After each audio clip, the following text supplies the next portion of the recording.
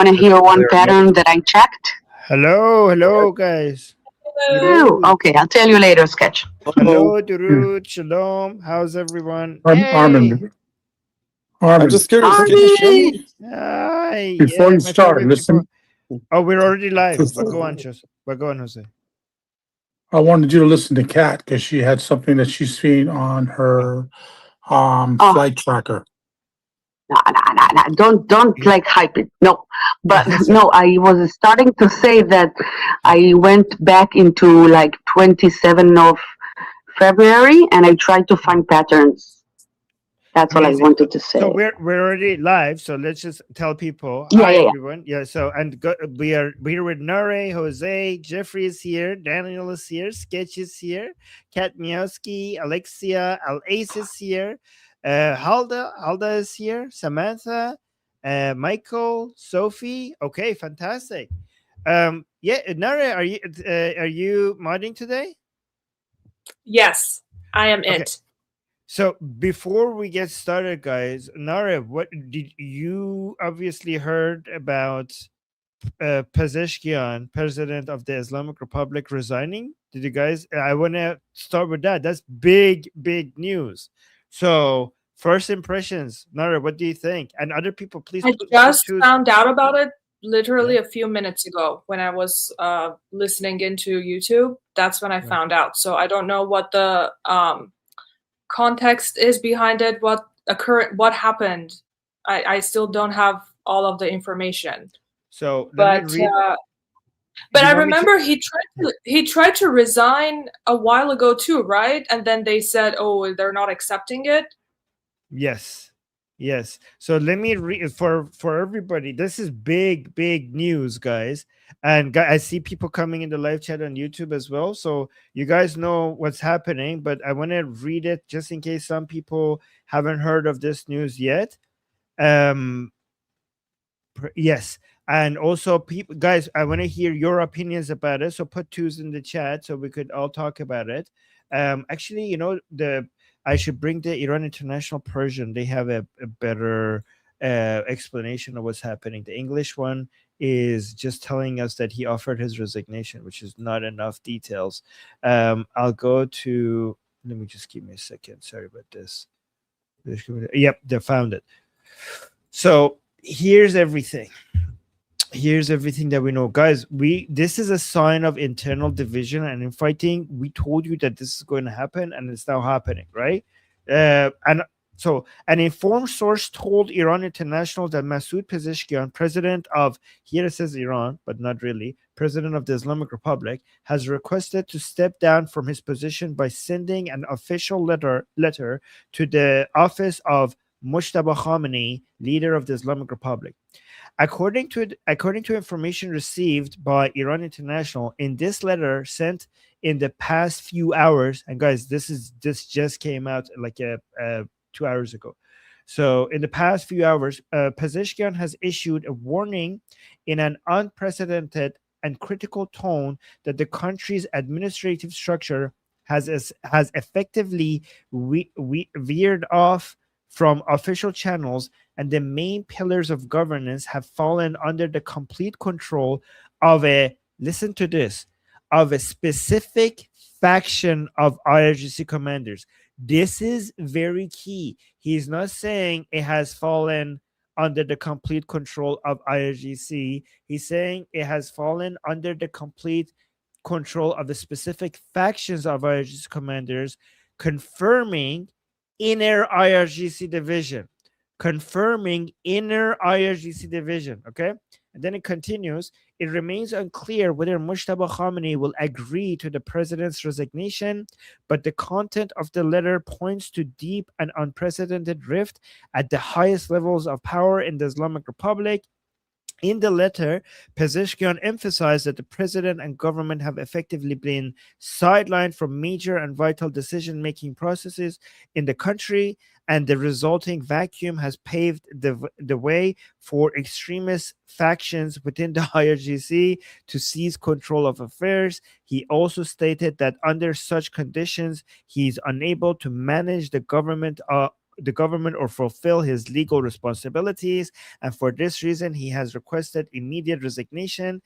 It continues by saying this development comes amid ongoing tensions in recent months between the government and the Islamic Republic's military security institutions.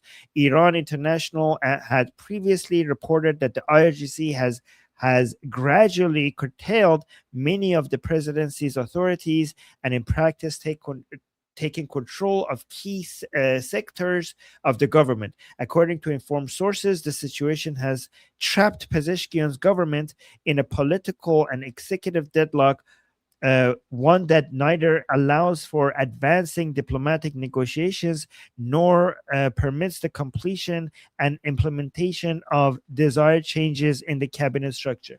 So I have a lot of thoughts about this, and I have a lot of suspicions about what's really happening behind the scenes, but I don't want to keep talking because people have already been listening to me talking. I want to go to you guys in the group and hear your opinions, and then come, if I have anything to add, I will add, guys. And guys, people in the chat, tell me, post your questions and opinions about what's happening so that we could, because this is a big development. Do we have any twos in the chat? Yes, we do. Jose is the first one. Okay.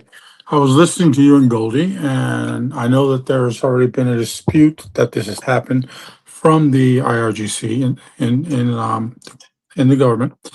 This is what I'm thinking. With the internet being wide open, or as open as possible, even under restraints, there's going to be enough of the IRG in favor of the IRG factions, okay, that are going to hear the resignation and the reason why. Okay. So he's doing a Donald Trump. He's not talking to the outside world. He's talking to the people that now have internet access in Iran. This is my thinking. Just my thinking here. And that might be a very powerful ploy. And it will, how the regime will act, I don't know. We might even find out who actually controls the cardboard. Ayatollah. Let's just be thinking. My idea. Okay. Let's go to next person, but also Nore, you should put, I want to hear your opinions. Guy, Nelbany, everybody else here, put twos in the chat because I really want to see if you got, what do you guys think? Okay. Sketch. I mean, sounds like Gotcha. a major infighting of some sort, but Okay. yeah. I'm gonna look up some more. Like, I want to see like some more information, see what's actually going on with everything. Okay. Sketch, go ahead.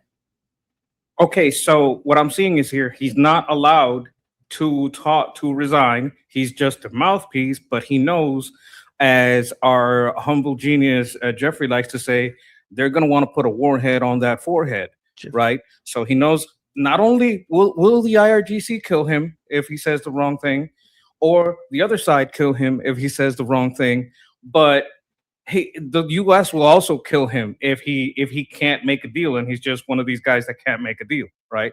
So this is, I mean, I know there's a game of Durkas, and that's I think that's better analogy for women.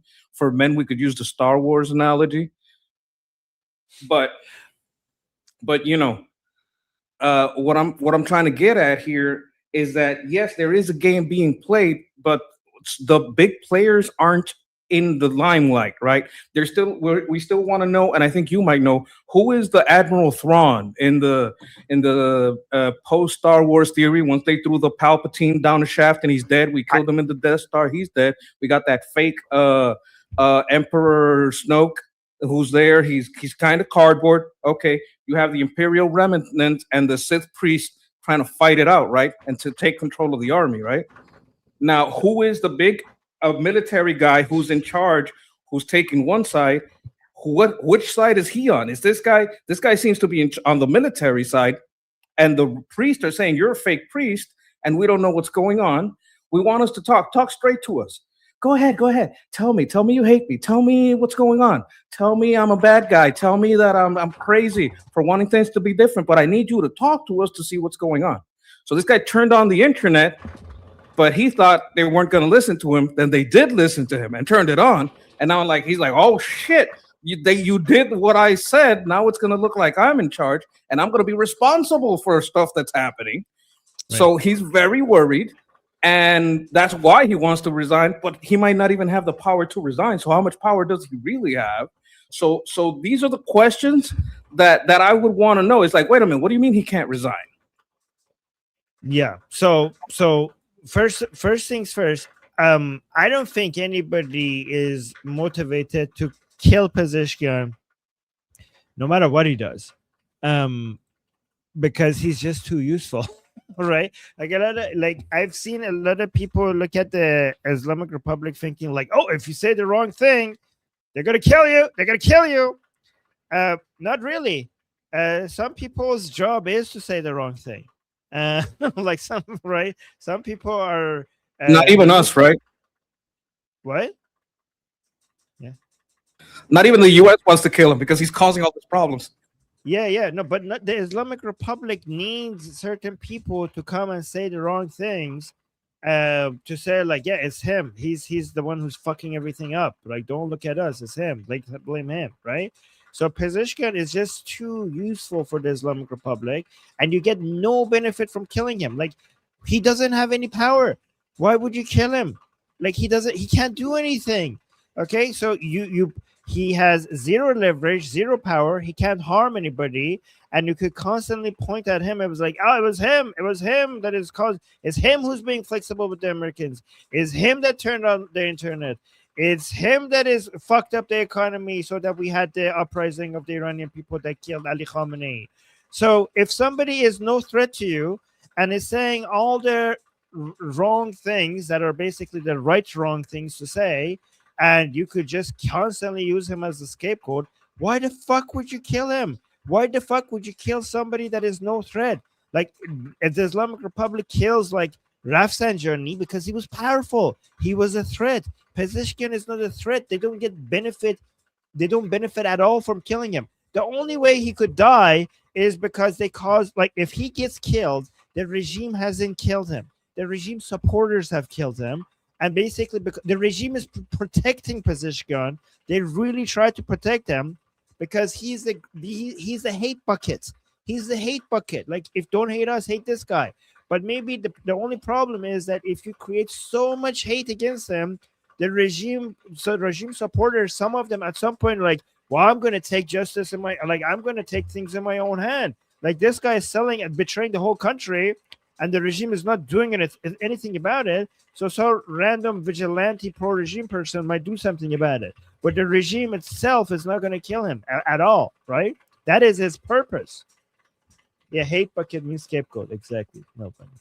Yeah, well, we also have to see if he truly does resign or they allow him or whatever. Is full power going to get into the IRGC's hand completely out in the open? Not that it's not right now, but more out in the open. In that case, it could be better for us because that way we know there's no way that they're going to come to any terms with the United States. Not that they will now either, but then it will be more sure and more out in the open that way, if that makes sense. All right, Jim, you're next. Gotta say, guys, as if we're playing a game of Clue here with who did what, where. I can't answer the what, I can't answer the where, but I could probably answer the who. My money as to who really controls the regime behind the scenes is what I was saying yesterday with Armin. I really believe it's Hussein Taib, the kingmaker, doing this behind the scenes, using Mojtaba's likeness as a front for what he wants to do. There was a post I saw a while ago on X, and I don't know how valid it is, but I think it did show Mojtaba's head and name as the list as to one of the many people who have died in this current war. Whether or not that's true, one thing, the fact still remains, we have not heard from Mojtaba verbally or in video form either.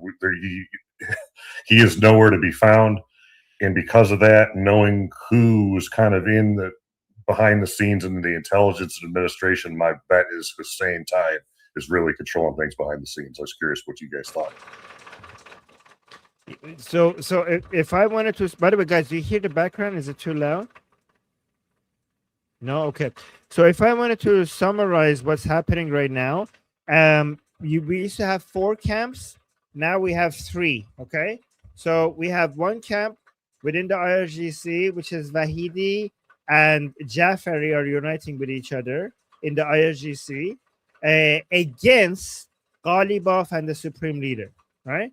So we have the coup, the IRGC coup against the Supreme Leadership Office, getting it to its final phases, and the main people finalizing this multi-year coup, slow coup of the military people against the mullahs, getting to its final stages, with Vahidi now using Jafari. So Vahidi is the head of the IRGC.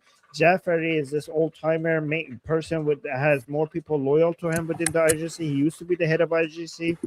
Someone's mic is open. I don't know why. You guys, close your mics if you're not speaking. Sorry about that. But so he's basically now uniting with Jafari. Jafari, as you guys remember, was the main enemy of Ghalibaf.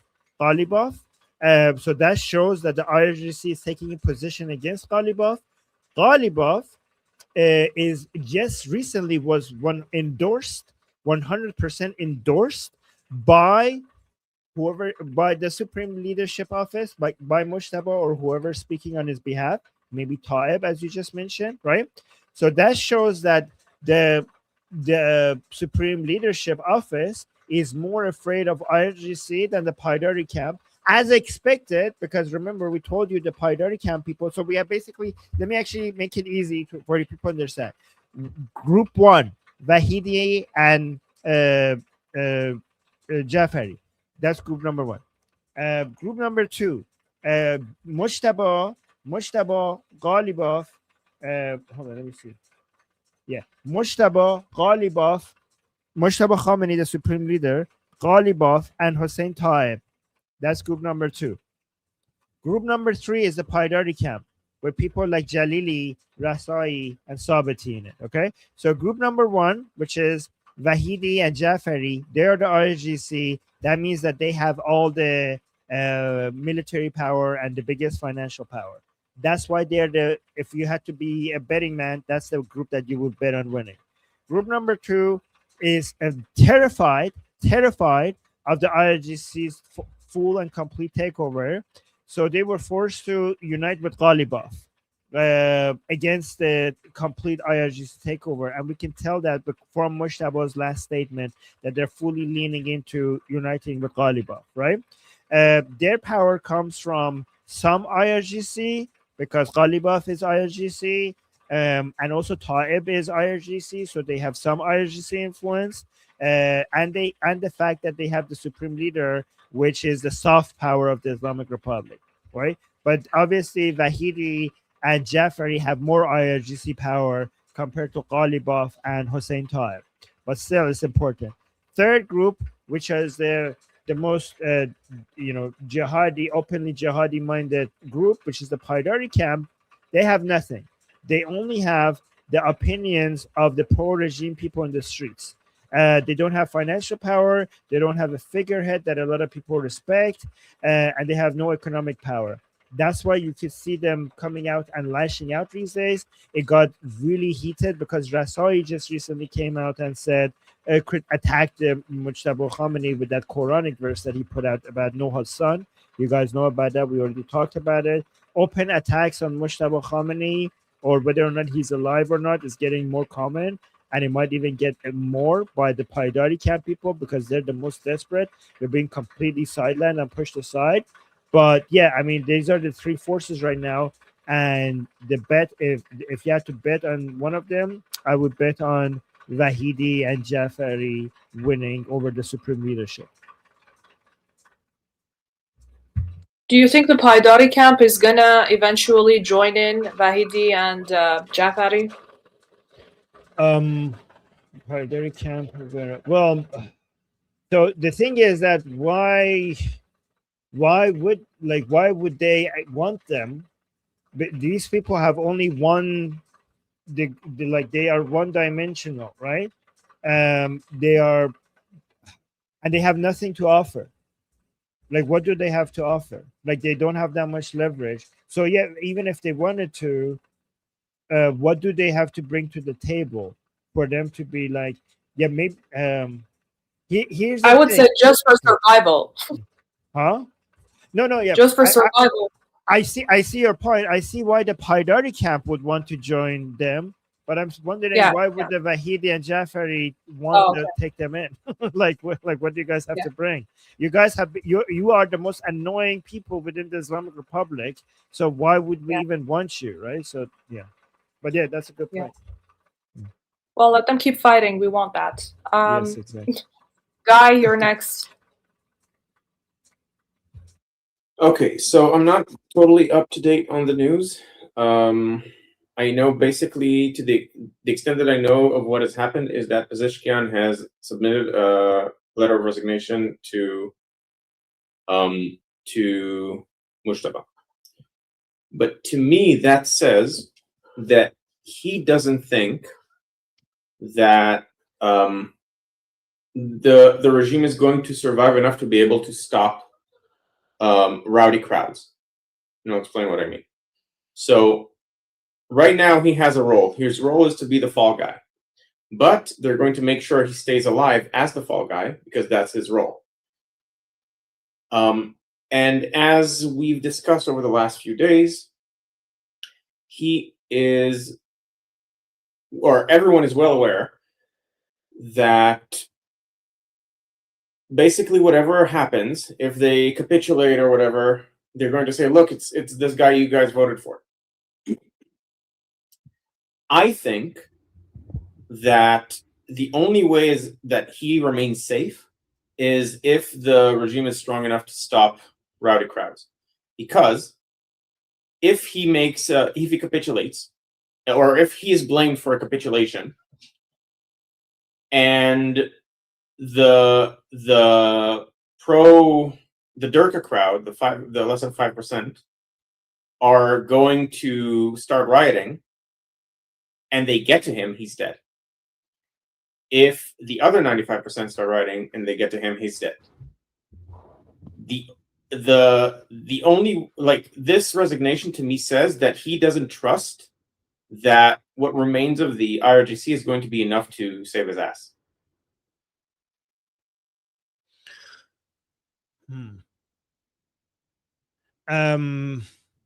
So he senses danger. That's why he's resigning. That's what I believe in.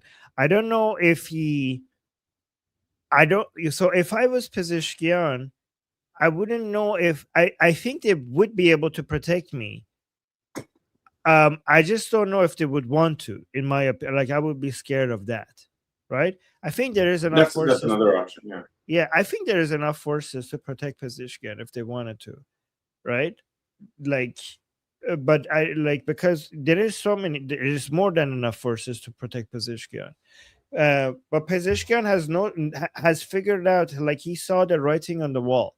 Like, he figured out that, yeah, he's being used and everything is going to be blamed on him. Like, he's thinking, like, these motherfuckers are basically going to do whatever they want to do, and people are not going to be happy. The pro-regime people are not going to be happy, and everything is going to be blamed on me.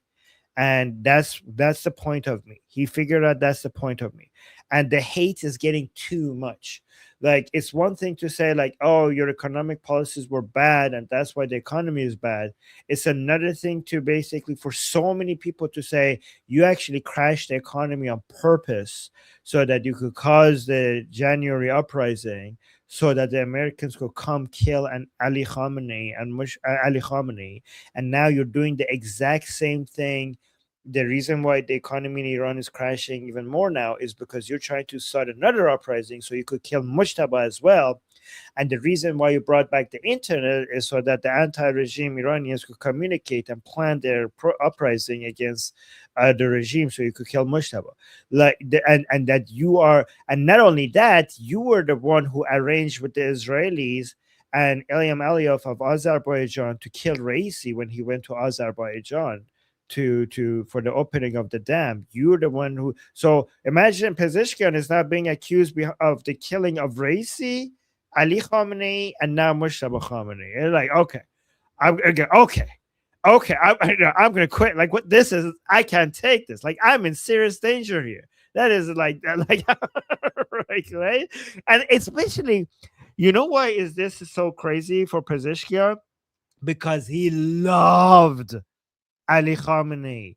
Like, this man was the most loyal politician to Ali Khamenei. He saw Ali Khamenei for him, he was in the position of God. Like, everything is acceptable as long as you are following the path and the command of Ali Khamenei. That's what this guy's philosophy was, right? And this man, okay, which I think loved Ali Khamenei more than any other politician serving under Ali Khamenei, is now being accused of killing Ali Khamenei. So, like, fuck this shit. Like, why did I even become president? That's why he wants to quit. Right? Yeah. Oh my god, I love this happening to them. But you go on there, yeah. I know, it's satisfying. Yeah. Daniel Dome, you're next. So I don't know what could made him go and make it publicly, like say publicly, "Oh, I want to resign." But from the point he like told it, I think, never mind what will happen, we have an indication. Like, if they don't let him resign, we will have an indication that they need them, like, desperately they need him.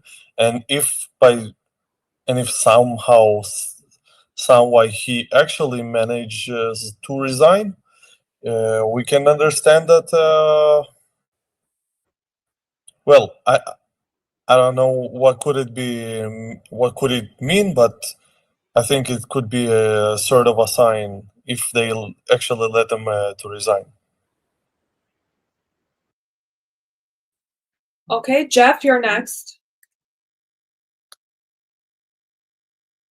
On a lot of really important key points. This is going to take a minute. Give me some room. It's really important, Harmon, because this actually, you touched on a lot of key issues. As long as this 5-year-old version, we're good. I'll do my best.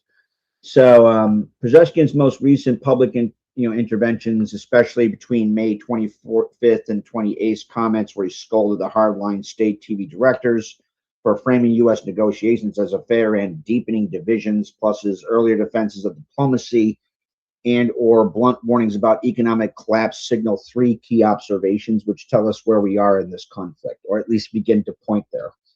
First is controlled opposition, or the safety valve role. Like Armin very much aptly touched on this. So Pezeshkian functions as the regime's designated moderate face, allowing to speak in ways that signal openness to talks and realism. I mean, it's not a real effort. I'm just saying signals falsely that about cost, but he's kept on a real short leash, right? So when he pushes too far, for example, the March apology to the Gulf states for Iranian, well, mullah regime strikes, not Iranian, or his recent push for negotiations, the hardliners immediately savage him in the state media and parliament, like the Paidari faction, Raja News, Hamid, I'm going to fuck this up, Raisi, I don't know. Raisi. Thank you.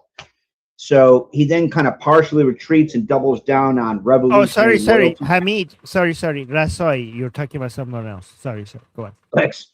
So he immediately, then he will partially retreat and double down on revolutionary-like language. So he recites the regime mantra: there are no hardliners or moderates in the regime. I don't want to use Iran because it's an insult to Iranian people. We are all, let's say regime, I don't want to use Iranians, and revolutionaries. So what is that? That's the classic controlled opposition theater, because that's very much indicative of classic controlled opposition theater. It lets the regime test international waters. It gives domestic audience specific, especially the exhausted middle, right, a tiny pressure release, and it maintains plausible deniability. See, they tried diplomacy and the hardliners wouldn't let them. So the RIGC and the ideological core is never going to actually, cede real power. Pezeshkian's recent reported resignation to Motaba, Khomeini citing the IRGC overreach and being cut out of decisions fits the pattern fucking perfectly. Even if state media calls it a rumor, the fact that that rumor exists and circulates kind of tells us a lot of things. That's bucket one. Bucket two, fragmented command, right? So you had Mosaic defense adopted in an environment of destroyed or reduced communications. So one of the probably least understood within a lot of people is Iran's official military doctrine since 2005 is decentralized Mosaic defense, designed by former IRGC chief Mohammad Jafari, and it deliberately breaks down the country into 31 semi-autonomous provincial commands that can keep fighting, even if, say, you have a decapitative strike against the regime and central communications are destroyed. Well, now we're seeing also the side effects of that doctrine. So you have what? Multiple leadership strikes, right? We killed Ali Khomeini, see you later, fucker, in like February, early March of 2026, and subsequent hits on IRGC figures, plus Cyber Command, and like Anonymous is taking the fight to these motherfuckers in cyberspace, coupled with kinetic attacks on command nodes, have forced the system into its Mosaic mode. The result is you have regional IRGC commanders and hardliner elements that are like operating with significant autonomy, which explains why you have regime remnant strikes on Gulf states continuing even after Pezeshkian's public statements of he's trying to limit or apologize for them. The president can issue one policy line. The actual kinetic actors who control the missiles and drones are pursuing another. That's not political fragmentation. That's fucking structural. It's baked into the defense architecture for exactly this kind of high intensity, high casualty scenario. That said, while the Mosaic defense buys resilience and attrition capability, it also guarantees or amplifies commando coherence once the center is degraded. Here's the third one. You're seeing almost assuredly, this should speak to Jose, the 21st century regime remnants version of late imperial Japan in the summer of 1945. This is like the perils are striking, right? So you have a pragmatic realist faction, within their warped view, Pezeshkian, some diplomats and technocrats, they kind of see the writing on the wall, right? The economy's fucked. It's an unsustainable conflict. They need to negotiate an exit with some level of survival, which won't matter because people will hunt them down anyway. Pezeshkian's line, if we don't negotiate, then what? Fight forever? It's almost verbatim the argument of the Japanese peace faction in July and August of 1949. Juxtaposed to that, you have the military ideological hardliners. So these are core IRGC commanders, the Paidari Ultras, that Armin rightly hammers on all the time, elements around the new Supreme Gayatollah. They treat any talk of compromise as treason or weakness, and they attack the president publicly, right? Continue escalatory actions and push for victory through blood and sacrifice narrative. They ain't winning shit. The emperor figure, the late Khomeini, now is, replaced by his son, the Gayatollah Autopen, as Sketch very, aptly calls him, is like this weird sideline element, right? So what are you seeing? Just like in Japan, the hardliners, while they are what the CIA analysts assess North Korea's leader perversely rational, they believe surrender, even conditional, destroys the regime's legitimacy and their own power, as Armin accurately points out. They would risk national destruction, indeed they will do so, then accept a negotiated settlement that exposes the limits of their ideology. The difference is that today's version has proxy networks, drones, and missiles instead of kamikaze planes, and a decentralized Mosaic structure instead of a rigid, rigid imperial general staff. That said, the internal dynamics, realist, perversely realist, versus ideological militants remains, and is hauntingly similar to what happened at the very end of the Japanese Empire. So what's the main takeaway? What we're seeing in Pezeshkian's, at least I can say with the highest degree of human certainty, there is the highest degree of probability. What we're observing is in Pezeshkian's recent comments is not just internal bickering. It is the regime entering the classic end-stage stress pattern. Controlled opposition venting steam, A military doctrine designed for resilience, now producing and amplifying fragmentation, and the ideological diehards behaving exactly like Japanese militarists in 1945, refusing to accept the war is lost even as the economy and command structure collapses all around them. And it will collapse very quickly, should and hopefully Pete be given the go-ahead to hammer these fucks into oblivion. The Mullah regime remnants framing I'm using is also useful. You have the Mullah regime is in a post-Khomeini father position. The system is operating on institutional inertia and IRGC power than a unified ideological authority. Armin's right on the money. Przeshkian's commentary is one of the clearest public windows into that fucking reality, and we should push the friggin' advantage. Thank you. And then just one real quick thing. I follow this IRGC affiliated Telegram channel, and they're all denying this. They're saying, no, the Mossad affiliated media, Iran International, is claiming that this is happening, but it's not happening. And he's working as planned, as usual, and blah, blah, blah. So we'll see if they even let him do anything. Interesting. By the way, somebody in the YouTube chat, I will read the super chats after we're finished with this topic, but somebody in the chat in YouTube is accurately pointing out that Armin predicted a lot of this. Thank you for noticing that. Also, just wanted to welcome, where is that? Mano, is he still here? Did he leave? Oh, yeah, no, he's here. Yeah, Mano Sarmento, welcome to our group. Great to have you. Yeah, fantastic. And also, just so you know, if you want to speak, great to have you here. If you want to speak, you could put it about the topic that we're talking right now. You could put a 2 in the chat, and if you want to be added to a list to talk about the new topic, you could put a 1 in the chat. Great to have you here. All right, who's next, Nare? Next, we have Sketch. Yes, I wanted to add a perspective that's not being discussed. The more this happens, the more we have a framework for declaring the local government as not functional, and we would have to put a transitional government in power outside, because that's what might get him killed. If these actions, these words get the international sphere to say, there's no one in power here. They're divided among their military. They're divided among the politics. No one can actually there's no one to make a deal with.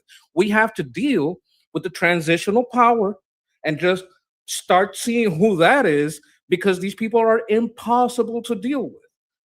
And whoever, says the words in Iran, that's why he's afraid of dying, because he's afraid of, no matter what he says, he won't be killed as long as he's useful. But as soon as an outside government gets declared, and they declare this government not functional enough, and in the international sphere starts recognizing that there needs to be a transitional power on the outside that's recognized, that will get him killed. I think that's what he's afraid of. That's my take. I don't know, but this has happened before. We have declared governments in power outside nations. This isn't new. I think this happened in Libya. I think this happened in Syria. I'm not sure, but I think something like that happened. We started bringing people outside and talking to them. And this is the real danger, because once we do that, then the funds go elsewhere, and the funds go to people that can do things that we are not even legally obliged to respond for. All right. Thank you, Sketch. Armin, you're next. Okay, so 2 points. First of all, given what Nora said, regarding what she's noticing in IRGC accounts, and given that what we know about what the IRGC is pushing for right now, I don't think this is fake. It might be fake. We never know for sure. But some people are saying like this is Pezeshkian. Okay, so let me be more clear. People are saying that Pezeshkian and IRGC are doing this together. This news would not benefit IRGC. The IRGC is trying to really trying to push the idea among its own followers that things are in control. The president resigning does not send that message. it goes against everything that the IRGC is pushing for right now. So I don't think this is being something that the IRGC would be happy about, and they're trying to deny that this is even happening right now. Okay, and there's that. Also, second point, this demonstrates how correct President Trump has been with his strategy. This shows that all of these ceasefire negotiation ups and downs, some people are good, some people are bad, the mind games, so these people are flexible. I have my favorite people, they're giving me some ships, they're going to give me the enriched uranium. All of that has fucking worked. I have been following these motherfuckers for many years. They have never been this divided, and you would not be able to achieve any of this with bombardment. No amount of bombardments, no amount of blockade would get you this division. And this is the greatest weakness of the Islamic Republic. And President Trump has hit them where it hurts the most. Okay, if you only rely on military operations, if you only rely on economic pressure, you're only cutting this tree, that you're cutting the branches, you're not destroying the root. The root can only be destroyed if you remove the ability for these people to save face, if you remove the ability for these people to deny that they're losing. The only way you could remove the ability for these people to deny that they're losing is not tell them that they're losing, is to get them to tell each other that they're losing. You need to get them to out each other. You need to get them to our attacks on them and how pathetic they are, how weak they are, is not going to be as devastating for them as them hearing this from other pro-regime people. Because we are Zionists, we are evil, we are the imperialists. Of course, we lie, we refuse to see the truth. But when regime supporters say you fucked up, then they feel the pain. They feel that they're losing because it's not us, their enemies, telling them, it's the people on their own side. So the infighting removes their confidence. It hurts their morale. It reduces their motivation. It exposes them it exposes their weakness, and it makes them lose faith in the regime in a way that no bombardments don't do that. I'm not saying bombardments are not effective. We need that. Like Khamenei, especially killing Khamenei, basically started all of this division. The power vacuum, you need all of them, okay? You needed to kill the IRGC leaders and Khamenei to create the power vacuum. But now that you have the power vacuum, you need to stop fighting them, because if you fight them, then they have you to unite over. They have you to unite over. You need to create a power vacuum and then stop, so that they turn against each other. And this is exactly what's happening. And I love it. I don't know how long it takes for the Islamic Republic to fall. It might take longer than many of us want, but whatever time it takes, this has shortened it. I don't know what that number is, but if you only relied on bombardment, it would have taken longer than if you did a mix of bombardment, blockade, economic pressure, but plus this. The psychological warfare could have only been done during a ceasefire and during fake negotiations, picking favorites. Basically, also President Trump constantly openly signaling how the negotiations with the Islamic Republic is going has caused the Islamic Republic officials and the regime supporters to go for manhunts, pointing at each other, accusing each other. It has worked beautifully. It has worked beautifully. And if this was all by design, then it was genius. Okay, then it was genius. Anyways, just wanted to point that out for all the people who have been losing their mind with these ups and downs. I mean, I get it, but the Islamic Republic has had a harder time, more difficult time dealing with this roller coaster than us. All right, who's next? All right, next we have Jose. Okay, just something that I forgot, because I wanted to keep it short. That mullah that you were translating for, and his desire for openness from the IRGC or the controlling government. You know, the black turban guy. that you were translating what he was asking for, Armin. I think that's also a very good sign that there is a massive split and there's people that feel like they're being ignored within the regime. Should I summarize it for people who didn't see it? Yeah, just quickly. I played a video of a regime supporter being very angry with a mullah being very angry with the regime, saying that why are you not telling us if you're actually dealing with the Americans or not? Like you're keeping us in the dark. The Americans keep saying that, oh, the Strait of Hormuz is going to be open. Please tell us that that's not the case. Now come out and tell us that you're not doing that. Why are we hearing from the Americans saying that you're doing all of these things, but you're not talking to us? You're not telling us what you're doing with the Americans. You need to come and be transparent with us and tell us if you're actually making a deal with the Americans or not. And it shows a lot of anger by pro-regime people against the regime.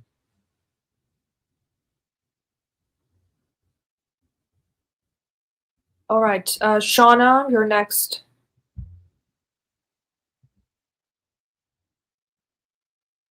Hear me? Yes. Okay. I just want to say too, I don't know if this has been discussed yet. I know I'm late, but I do want to say that I am hoping that this strategy continues to work.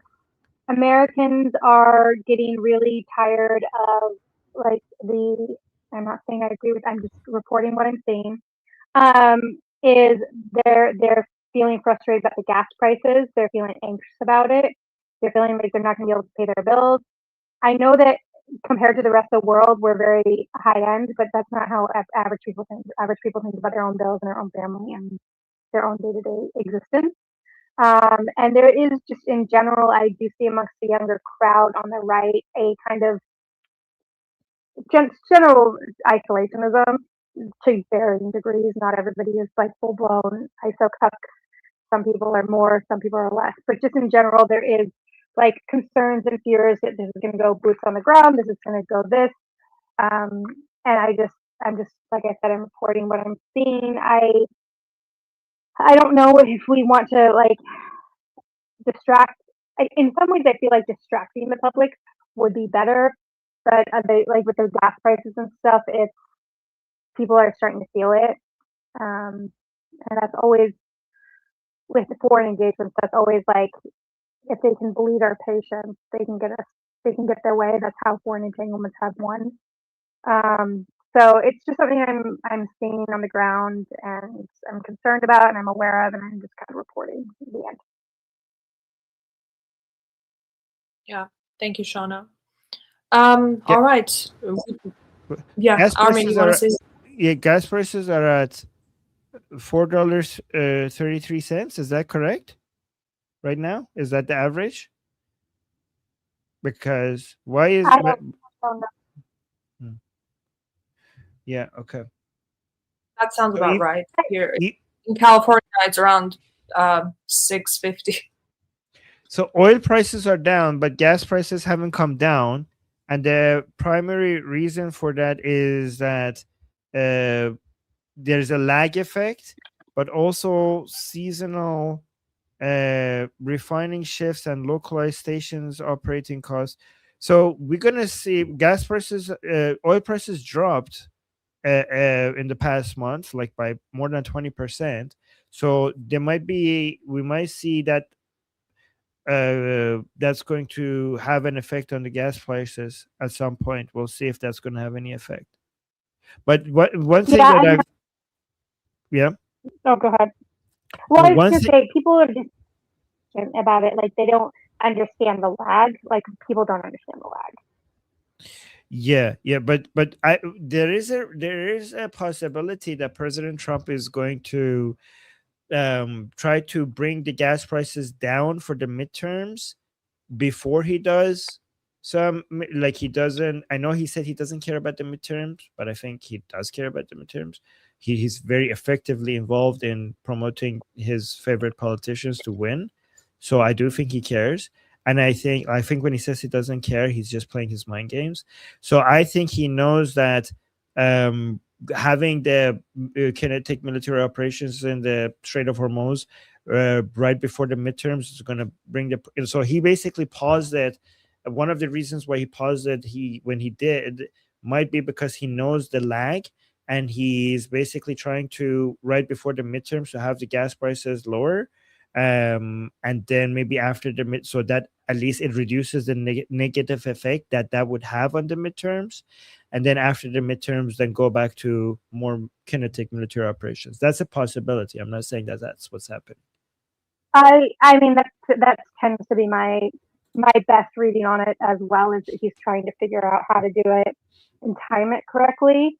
And we'll see if it works. And I also do agree that he cares a lot about the midterms. He's just I just think that he cares. To his credit, I will always credit Trump for this, even if he is very whatever people want to say about him. I do genuinely believe that he cares. He's taking a political risk by doing this. Yes. And he cares about it, but he cares about other things more. So just because, he cares more about the Islamic Republic not getting nuclear, but that doesn't mean that he has zero cares for the midterms.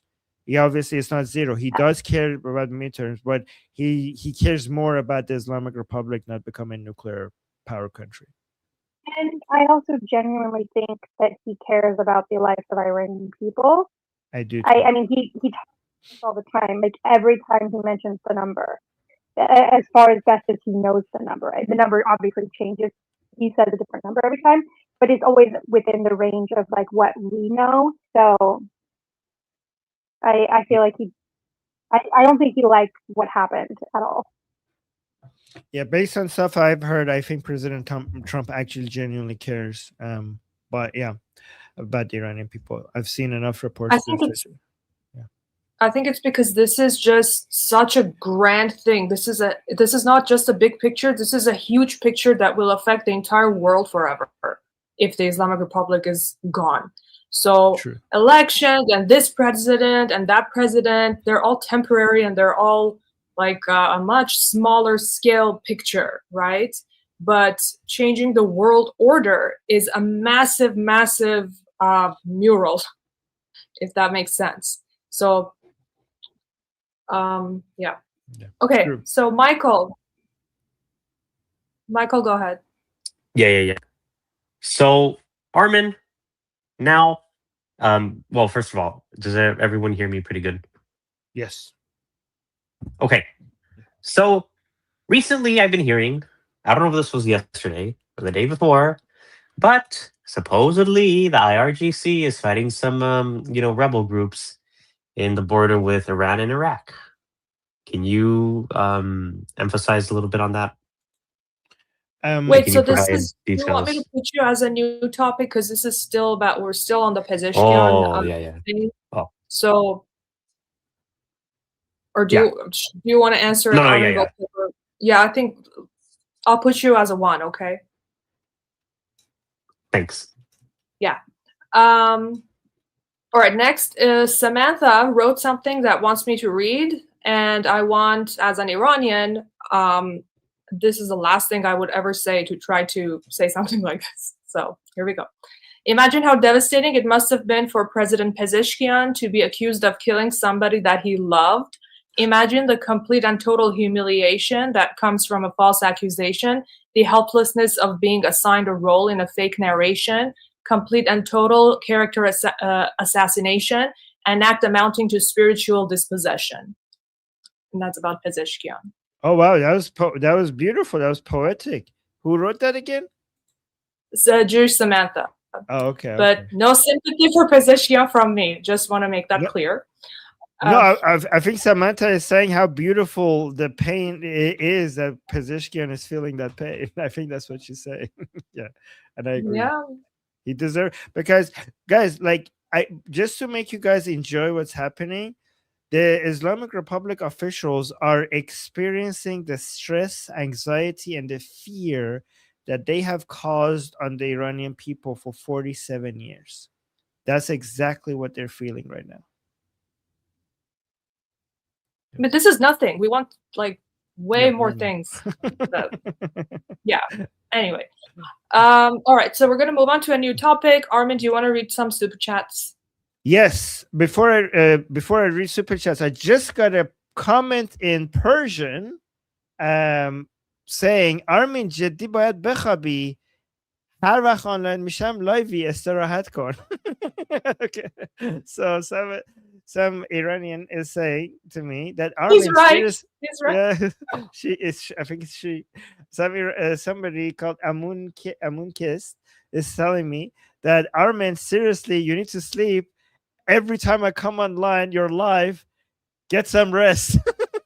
Thank you. ممنون از شما. مرسی. چشم. سعی میکنم. Okay. All right.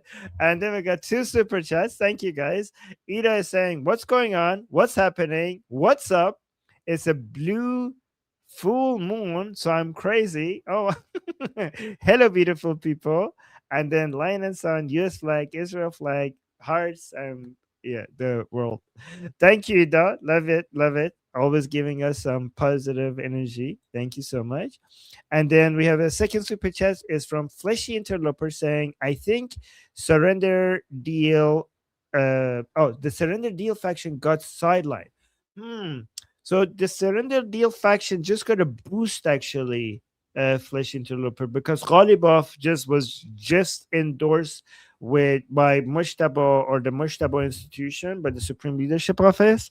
He just got full praise. So I think Ghalibov, if the deal faction got a Supreme Leadership boost just from yesterday, or 2 days ago. I forgot.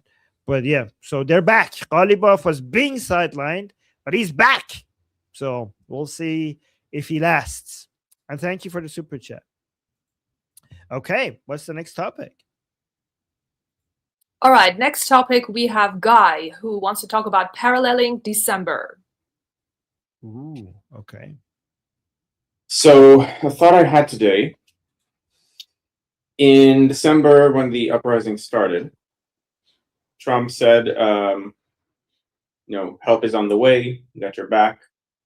And then he was just not able to do it fast enough. But now we're in a sort of parallel situation to what happened before the December uprising, in that the economy is in absolute tatters. It's even worse than it was. The regime is weaker and more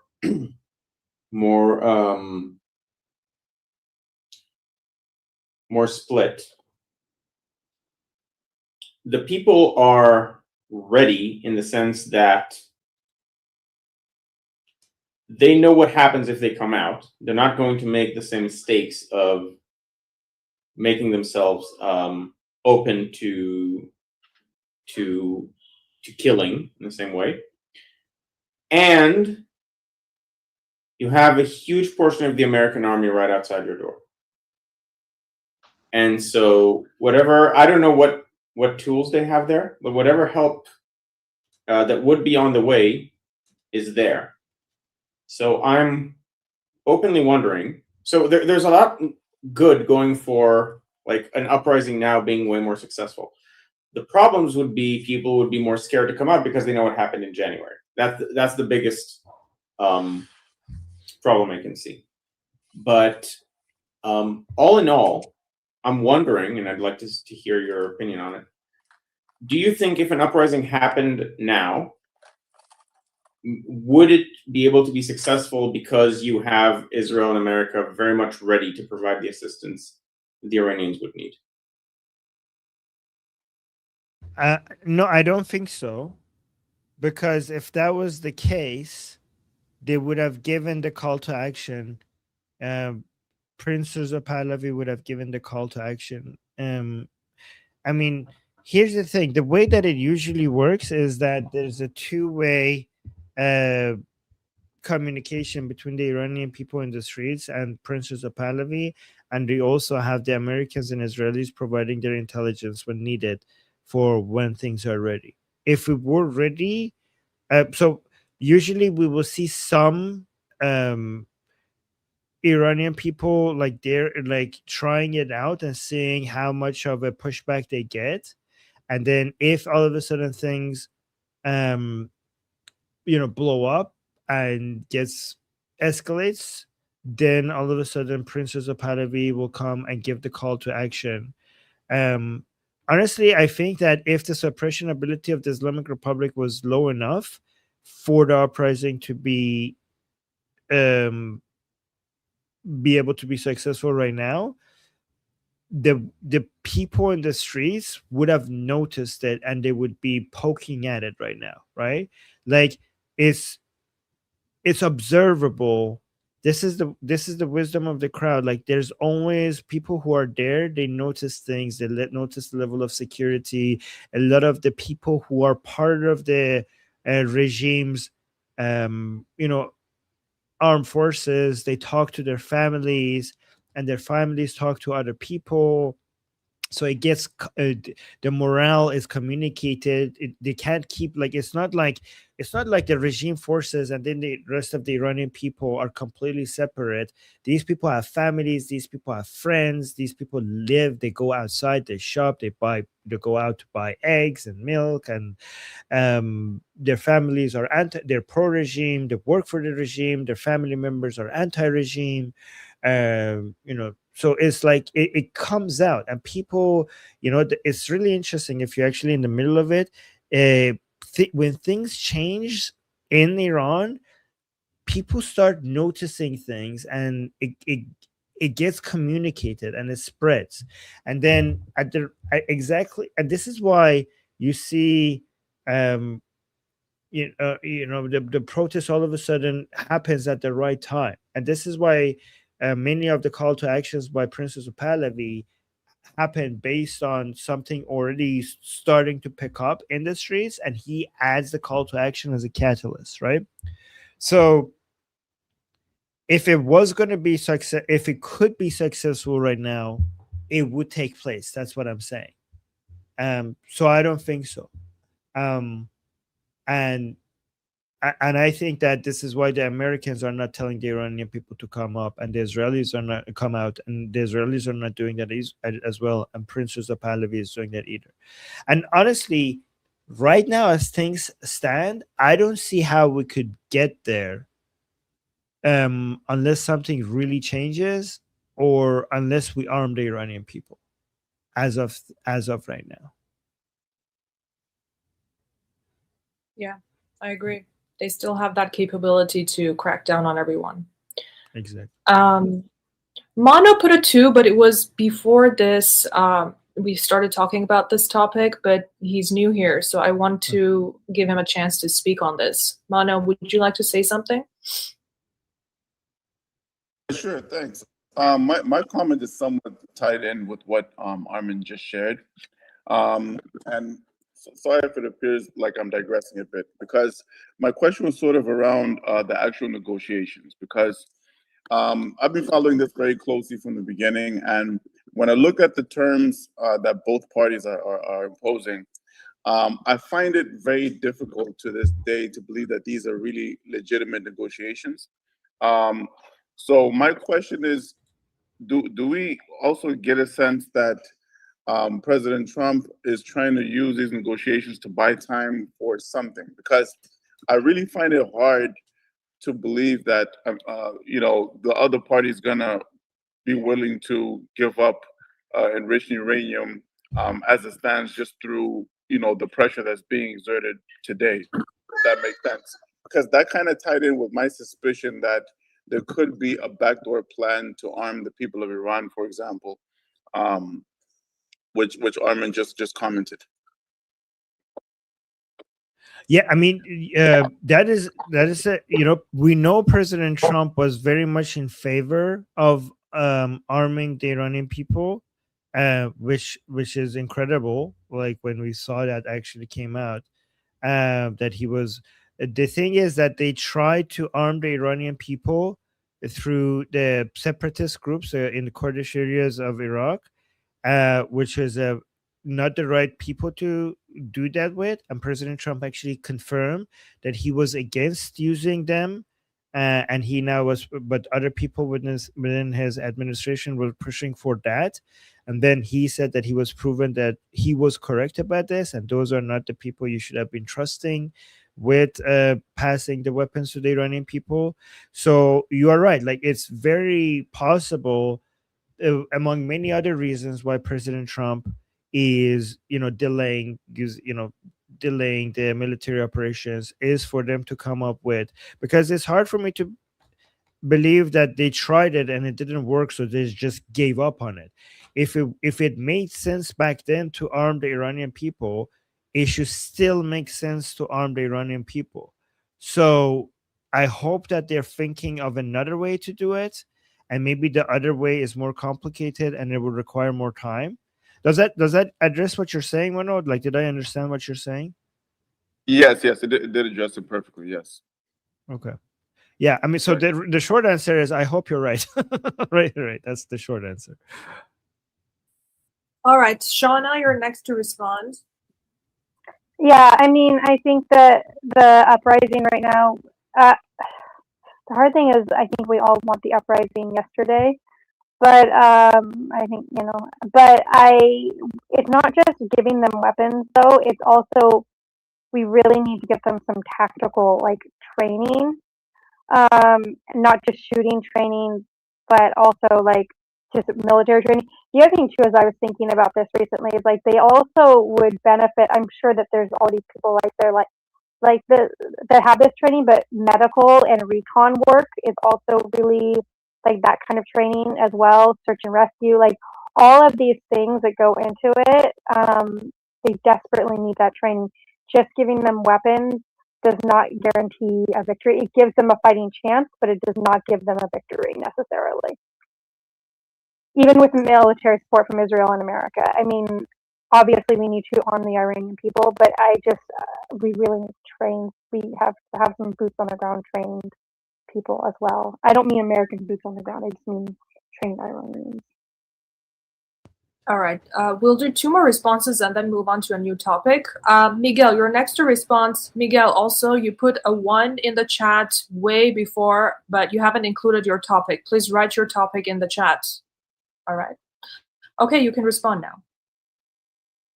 First off, I guess shout out to the Trump administration for working what he has, because I've been saying to my close friend who's also Persian from Iran, and I said it's because she has a lot of been impatient why hasn't the Islamic regime fell yet. I mean, you gotta understand, we are in an uphill battle. We're pretty much outnumbered, and we're basically going at this alone. The European bloc has been pretty much not just a lost cause, because they basically been under the tentacles of the Red-Green Alliance, which is the Islamist and Marxist alliance. Pretty much owns China, Russia.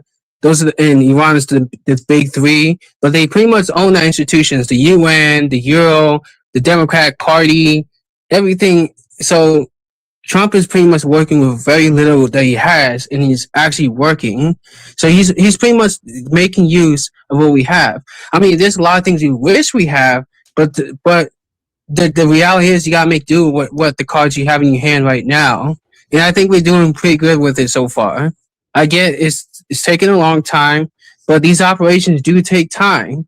They take a lot of time of planning. It took years of planning just to get that one opportunity to take out Ali Khamenei in one shot that we did on February 28th. That was it took years of planning and years of just basically keeping an eye on, rehearsing the operation again and again through war games and all that, just so we can get that shot. Because if it was to fail, that was pretty much it. There would be no other chance. And I'm saying, for the Trump administration to work with such an uphill battle, he's doing pretty good so far.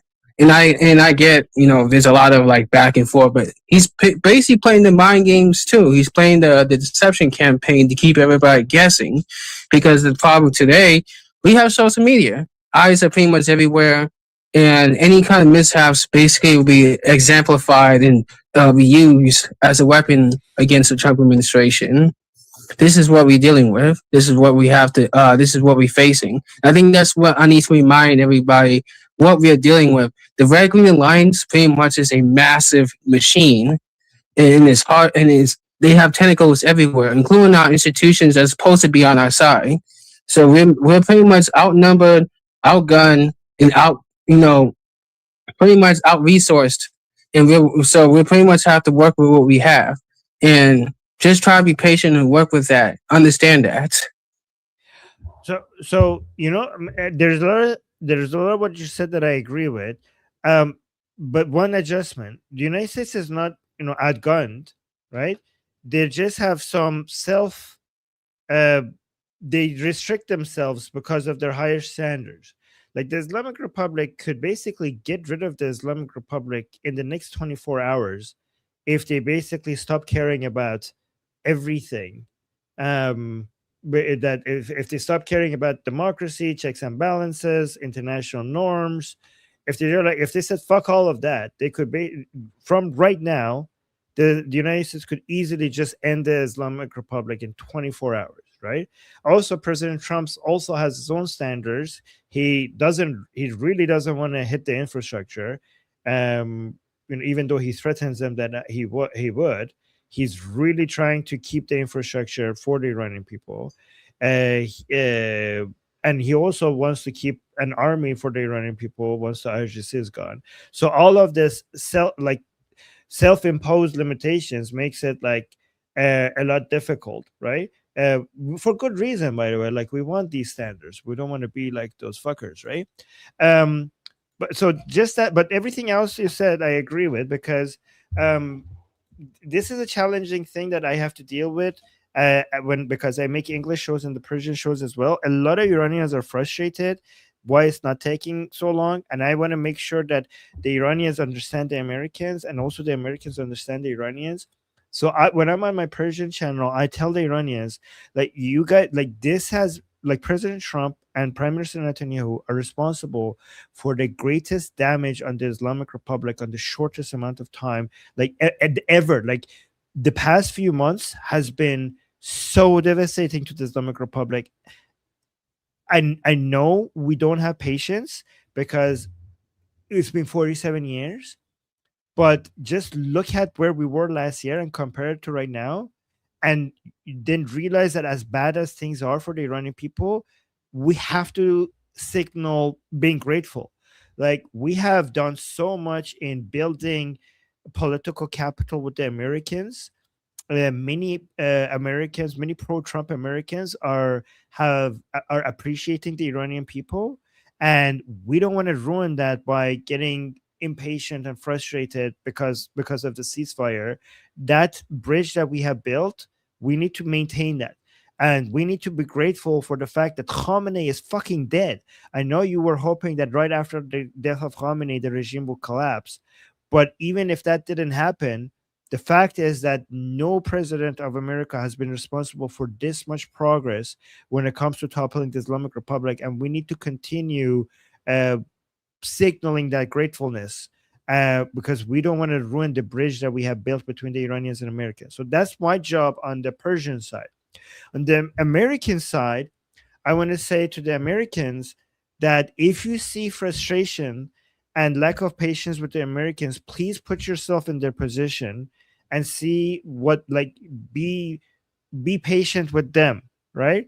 And understand that they are dealing with so much, and sometimes if they're frustrated and impatient, it's just really difficult to understand how much in a rush they are. It's really difficult to tolerate what the Iranian people are going through right now, especially because they were so hopeful that they are very close to the end right now, right? It's one thing for you to experience a lot of hardship and thinking that this is going to be how it's going to be for the next couple of years.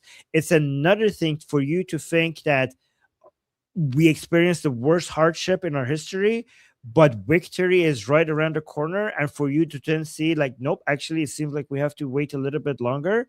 That torture, that mental frustration is worse than the physical pain. Like, no physical pain can prepare anybody for that much.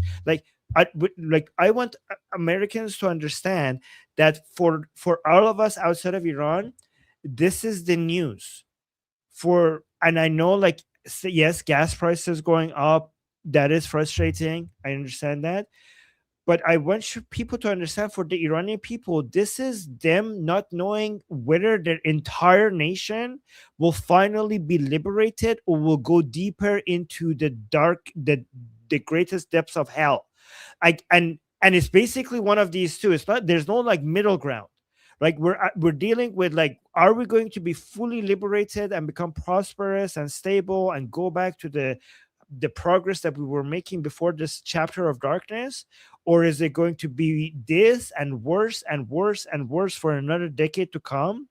And just having hope one day that, oh my god, victory is around the corner, and another day, like, fuck, like, maybe not. That fucks with your mind in a way that most people cannot appreciate. Like, that fucks with the mind. Like, people in the United States are thinking about gas prices, they're thinking about, employment rates. People in Iran, I'm not even going to list the things that they are worrying about, because I don't want to get, like, right now, I don't want to get into that mood right now, but it's on a different level. And again, this is not normal for Iranians, because people might think, like, oh, well, it's the Middle East, that you guys might have gotten used to that shit by now already. This is not normal. The Iranian people had much better lives. So no, this is not something that they're used to. So I just hope that if you see some Iranians maybe feel like some Iranians are being ungrateful or not having patience with the Americans, I just hope you understand what they're dealing with. One thing to it too, and I think when it comes to bringing down the RGC, if we was to bring down the Islamic Republic, I think that would be a huge blow to this massive machine, the Marxist Islamist machine. They have been basically making so much gains for the past almost a century, conquering everything in the West and outside of the West as well, and taking down the Islamic Republic of Iran pretty much it may be a big blow to them. It pretty much shows that they have vulnerabilities in their machine. They're damn near impossible machine to break. And like, this is important to us because obviously we having this problem in the West where the Marxists and Islamists are basically slowly corrupting our well, they already have corrupt our institutions, and they're trying to conquer us town after town in the United States. They're basically destroying us inside as well with fraud, with demographic replacement and mass migration, and basically taking over the government and locking up dissenting voices like we had during the Biden administration. This is what we're facing. This is the uphill battle that we're facing every day as Americans. And I know for Americans are kind of pissed off gas prices are high. But remember, it was even higher during the Biden administration. Inflation was up to 10%. And it was even higher in multiple cities. During the Biden administration, they were censoring voices like here on this group chat or so. And many of us got censored. And the J6s got locked up for 4 years with no trials. Do you want to go back to that again because you lose your patience? No, like we have to. The Biden administration was also part of that machine as well. We need to fight this machine. This machine has continued to gain over the past 80 years because our past leaders failed. Let's wrap it up, Miguel. Let's wrap it up. Oh, thank you, Miguel. By the way, yep. So let's, yep. Yeah, I was gonna have you give your last sentence. But okay, just because we're short on time and there's a lot of people on the list. Yeah, but Miguel, that was a great post. We're just going to other people. Sorry, great points. We're just we have to go to other people as well. But great points. Sorry, Nara, go on. Yeah. Armin, do you have anything else to add to this topic? And then we have to do super chats and then move on. Okay, just really quickly. One thing that we're discussing on the Persian channel, and Nora, I want to ask your opinion about it as well, is that we are trying to start a campaign where from Iran, we get videos from inside Iran, videos or pictures of people holding signs that is clearly from inside Iran that says "Arm us" on it. and then we put that on X and other social media, so we could show that the Iranian people are asking for guns. What do you think about that, really quickly, before I go to? Yeah. I think I was there when something like that was being discussed yesterday too, of what can be done from inside. Yeah, I mean, if that's what needs to be done, then it just like the help that was needed for the war to begin, then we're gonna have to do that too. We're gonna have to get their voices out, and now that the internet is back, that's the perfect way to get people heard. Okay. Yeah. All right. So should I do the super chats or now? Yeah. Okay. Yes, let's do super chats, and then you're next, number one on the list. Because there's so many topics, so many people want to speak, I'll skip mine so that we could hear more people then. Okay. Okay, so okay. let's do super chats then. Okay, so Aristotle saying, Armin, rest is essential for your first class analysis. Okay, thank you, Aristotle. I'll try to get more rest. I appreciate that. You guys are so sweet. PJ, thank you so much for the super chat saying, I'm Texan here. I'm Texan. There is no price for 40,000 people. Gas prices is the least of my worries. Oh, PJ, that's very sweet. I appreciate you saying that. Thank you. Thank you. That's nice. And then Hamid with a 50 euro super chat. Thank you so much. Very generous. Saying ultimately, US need to take action against the IRGC because it's a crucial problem that must be addressed for lasting peace. That is 100% correct. And even if at any point the Americans leave or stop attacking IRGC, one way or another, they have to come back. The IRGC, this is, even if there is a long, ceasefire, this conflict will not end. The conflict between not just Israel and the Islamic Republic, but also United States with the IRGC will never end until the fall of the Islamic Republic. So one way or another, even if they stop now, which I don't see I don't see how, unless things change dramatically, we will be back here. We will be back here exactly where we are. So I completely agree with that, Hamid. And thank you again for always supporting our channel. And then Roman Vikings, love the username always. Thank you so much for the super chat. Saying, how much did the urban poll and ensuing employment after the white revolution contribute to the social climate prior to 1979? This has been a topic of great debate. Some people think that some of the reforms of the white revolution by Muhammad Reza Shah, and the fact that so many of the farmers didn't know how to actually use the farms, and people coming to the cities and them not having enough employment might have caused the 1979 revolution. I think the forces that caused the 1979 Islamic revolution were mostly started with the Soviet Union's attempt to try to take over parts of Iran with communism, and the destructive force that was coming that they brought to Iran was so much beyond these. I mean, I'm sure it had some effect, but I don't think without it, Iran would not go through the revolution. I think a revolution was inevitable. I think it was already inevitable, given the amount of damage that the Soviets were trying to inflicted upon Iran.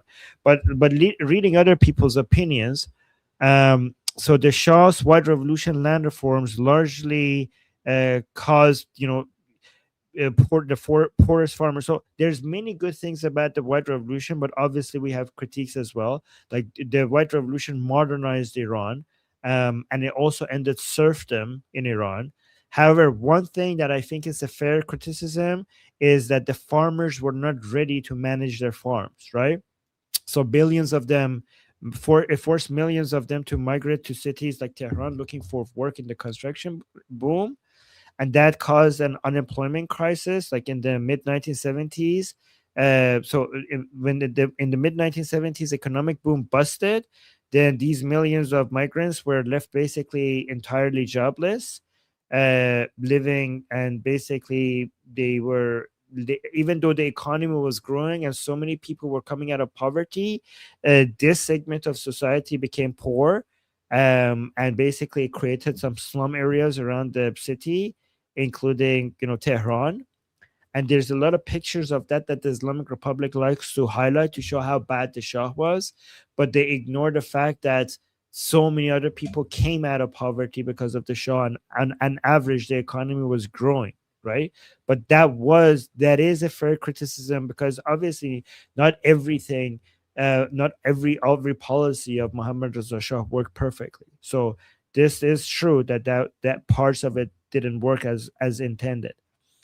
And so by the Shah's, so deeply alienated by the Shah's regime. So yeah, some of these people eventually became people who were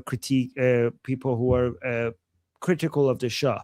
And also, not only that, rich people, this turned some rich people against the Shah as well, because, especially the landowners that the Shah forcefully bought the lands from. So what the Shah did, we had lords and serfs. We basically had feudalism in Iran, and the Shah was trying to end feudalism, which was like a really good goal to have. But what the Shah did is that he bought the lands of these lords by force, and then he gave it to the farmers. So this was supposed to be for the sake of the farmers becoming landowners, but it ended up making the farmers upset, and it also made the landowners upset as well against the Shah. So it created a group of people against the Shah, which is, helped with the success of the 1979 Islamic Revolution. But again, if you look at the entire record of the Muhammad Reza Shah, no political leader gets everything perfectly, but I think Muhammad Reza Shah was still the best politician that Iran has ever had. And thank you for the question and the support. A really great detailed question, by the way. So Javid is saying in the chat, saying I disagree with criticisms. So Javid, like, obviously Muhammad Reza Shah was not like a saint that got everything 100% right? The man was like, so if you disagree with this one, let me know what is it that you think that the Muhammad Reza Shah got wrong, because I'm a huge supporter of him. I don't you might be right that this criticism is not fair, but I hope you have at least something in your mind that you think like, oh, he could have done this better. Okay, let's go to the next person. All right, next person is Miguel. His topic is midterms election swinging in favor of Trump and the GOP. Okay. Well, I got some good news for you guys. So there was the couch. I think I posted a link from Eric's page about the Cowshe's prediction market shows a much more in favor of Ken Paxton for the Senate race in Texas against Low T Tallarico, the weird creep that the Democrats have been trying to push forward. And the reason why I said this, because the monumental wins from the Supreme Court basically invalidating the racial gerrymandering that was happening in the southern states, where Democrats was able to squeeze out extra seats out of the southern states in favor of them through racial gerrymandering. But now that's being struck down, so it gives Republicans more seats. Hypothetically gives them more seats. So meaning once the redistricting is done, we only need to win 20% of the toss-ups when it comes to midterm elections, maybe 20 to 30%. We only need to win 20 to 30% of the seats as toss-ups. That means even though they might take half of the toss-up, we just need to win the other half. We still have a majority in the House. And for Senate-wise, I don't know where this idea they thought they could be able to take back the Senate, which technically is still not possible. Even if they was to win the toss-ups, they would still not be able to win the Senate entirely. Because it would still be a 51 to 49. But I still believe the Republicans are in favor to win the Senate as well. I think Graham Plattner in Maine is starting to see his campaign sink because of scandals coming out about him. Much as I don't like Susan Collins, she's probably the only one that can win that seat in Maine. The idea of James Tallarico able to dethrone, become the first Texas Democrat senator since probably like the 90s, I think. That's pretty much ludicrous because he's a creep. He's psychotic and weird, and he doesn't really bode well for Texas, at least for Texas Republicans.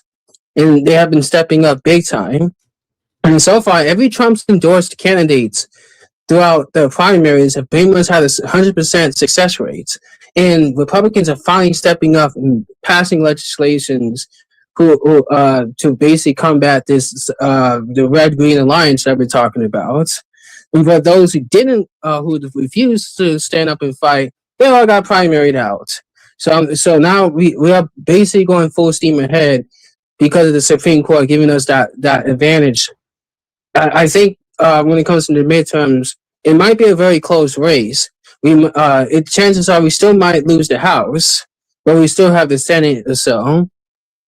But the majority is not going to be 2018 where they had a massive majority in the House. That's how they was able to pass impeachments back in 2018 to 2021, well 2019 to 2021.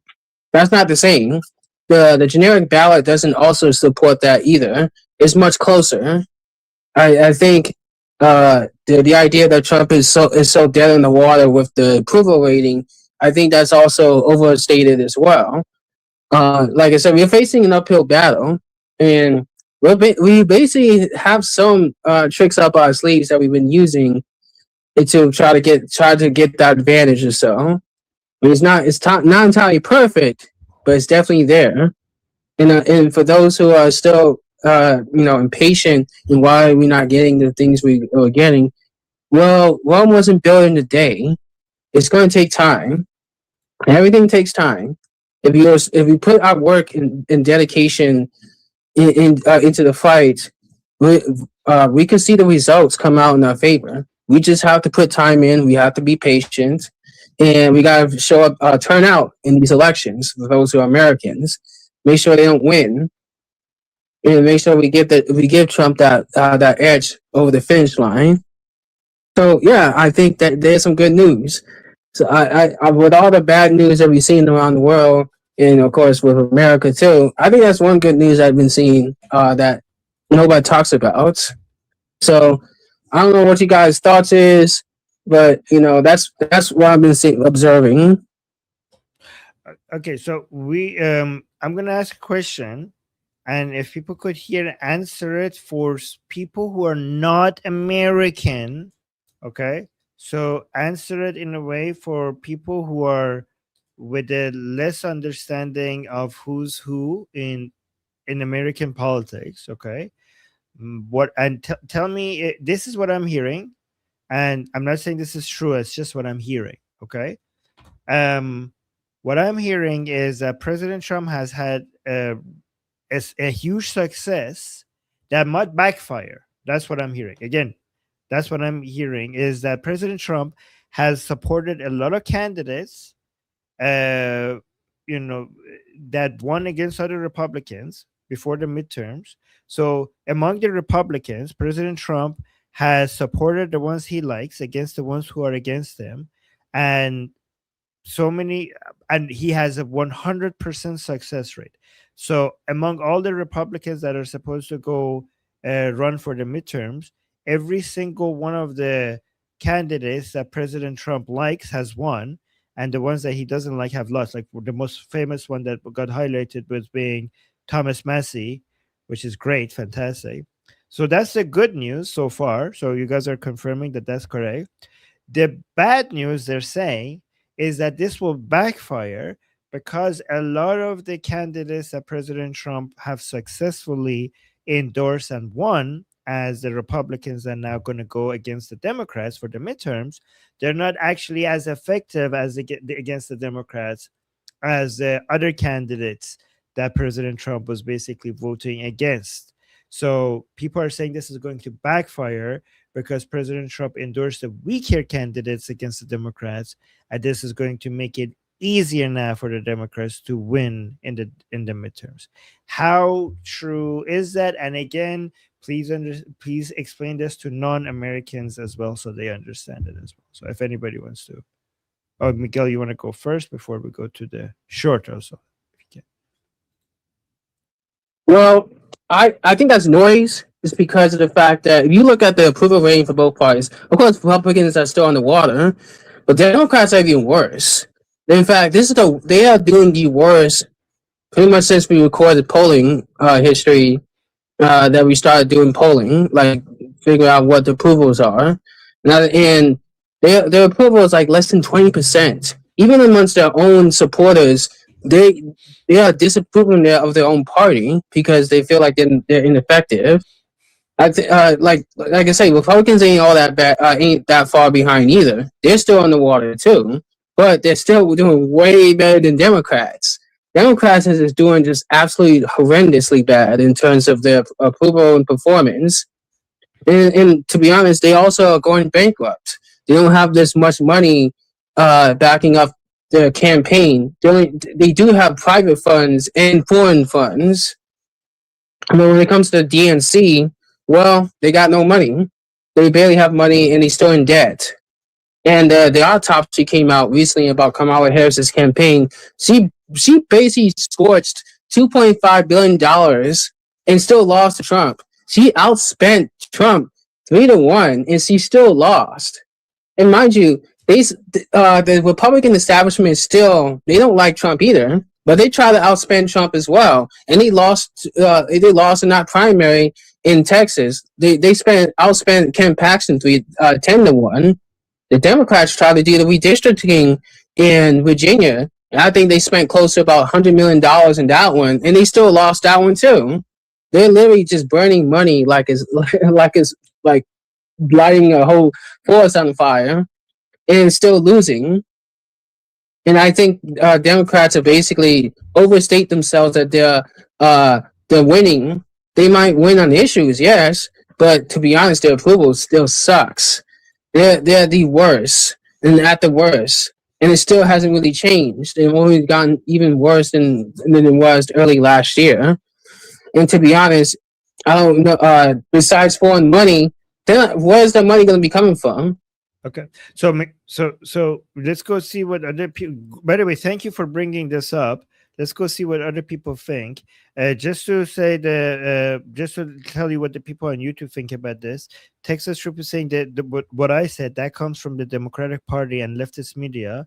And Texas Troop was also saying the data shows that the Republican Party is majority behind Trump, and that MAGA is not splintering and is even more behind Trump than ever.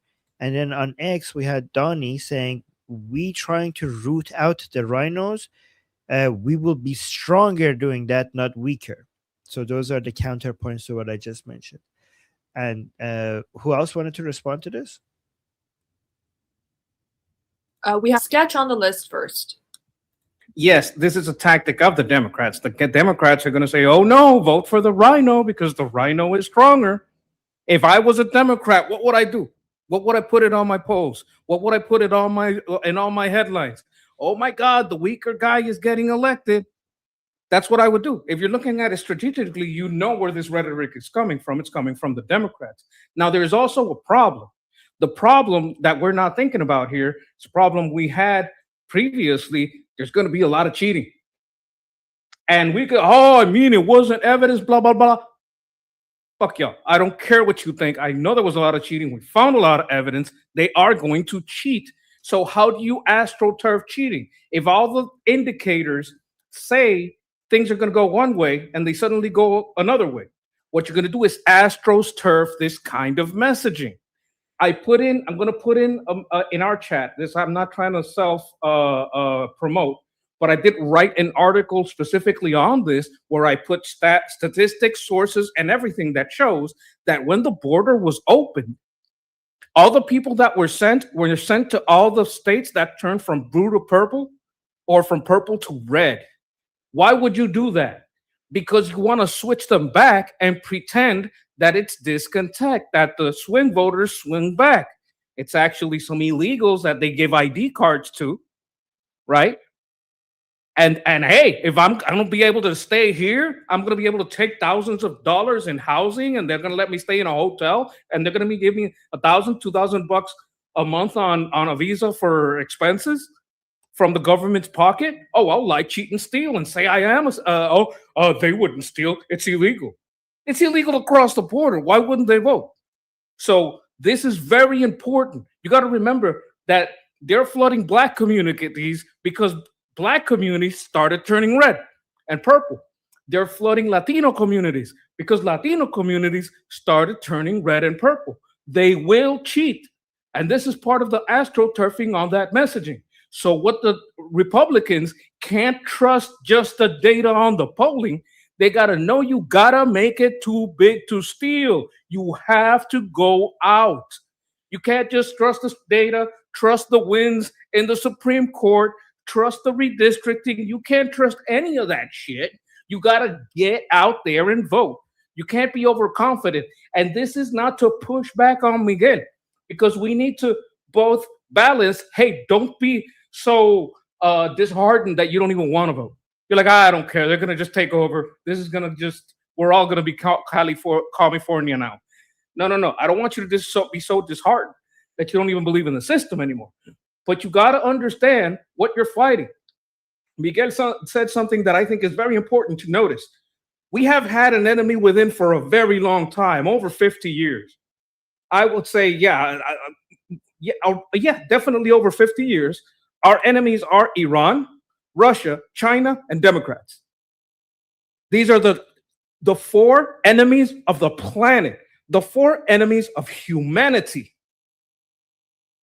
Before, they were more covert and subversive. Now they're overt. And they have become overt. They have become obviously aligned, obviously cheating, obviously telling you a lie to your face, like 2 + 2 is 5. They've gone into full 2 + 2 is 5 mode, right? So you got to understand, we have four enemies. Russia, well, the Chi-Coms. We don't hate the communists. We hate the communists. We don't hate them. We are against Chinese communists. We are against Putin's mafia.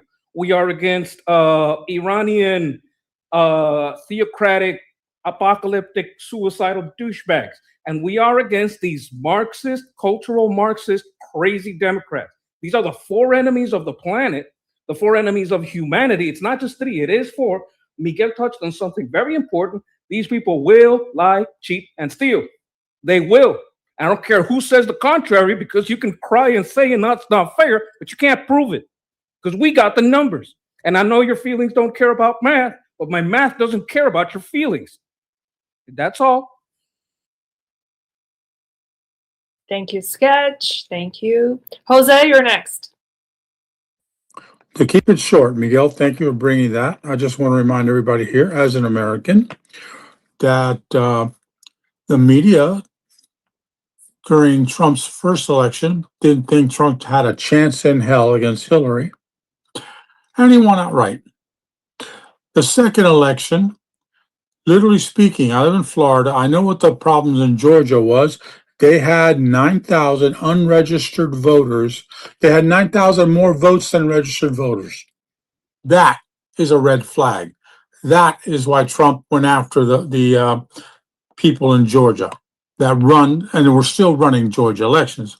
This last election, what happened? Every news media on American channels were literally, up until the very night of the election, the numbers for Kamala kept going up and up and up, and Trump's numbers were like stagnant and nothing like that there. What happened?